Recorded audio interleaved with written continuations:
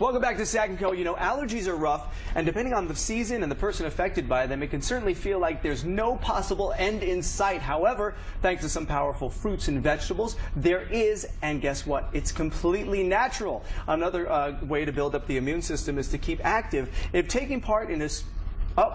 Well, we're going to talk about taking part in a sport, but apparently not. We're going to be talking to our next guest right over here. This is nutritionist. You were titled the Rogue Nutritionist. I am indeed. And you are Jonny Bowden.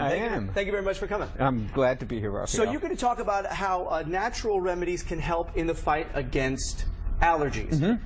I have to say I'm blessed enough not to suffer from allergies. Me too. Just yet, knock on wood, but some people are. So first of all, how did you get the title Rogue Nutritionist? Well, because I go against the grain a lot. I don't believe a lot of the conventional wisdom about cholesterol or saturated fat. I don't think soy is always a great thing. I don't use canola oil. So, you know, I go against the grain a lot and speak the truth to power. So they started calling me the Rogue Nutritionist. So I didn't mention this. I wanted to mention this in the open, but you are an author. I am. And this is one of your books right over here. Yes. It's The Great Cholesterol Myth. That's why they call me the Rogue Nutritionist. Because everyone thinks that cholesterol is this bad thing, and you're saying, wait a minute, hold the phone, maybe not. Right. All right. Exactly. So how is nutrition and allergies tied in together? There's two things that can trigger allergy attacks. One of them is the stuff that comes from the air, like pollen and gander, and the other is stuff that comes from food. But they're very, very related. And the common bond with all of them is inflammation.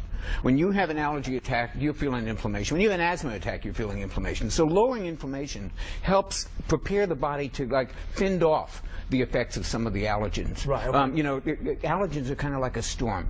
If you have a strong house, it'll do less damage. It's the same storm, you know what I mean? So if you can boost your immune system, if you can lower your inflammation in your body with things like omega-3s, you're doing better than if you were kind of like out there and allowing the storm to really get you. So we can't get rid of allergies completely with these foods, but we can really tame down the symptoms of them. For natural ingredients, they go to the cause of the core of the symptom rather than, you know, the symptom itself. Right. It's not a Band-Aid, and it's all natural, and it's FDA approved. It's great stuff. It's been around for 30 years. And then finally, we were talking about green tea.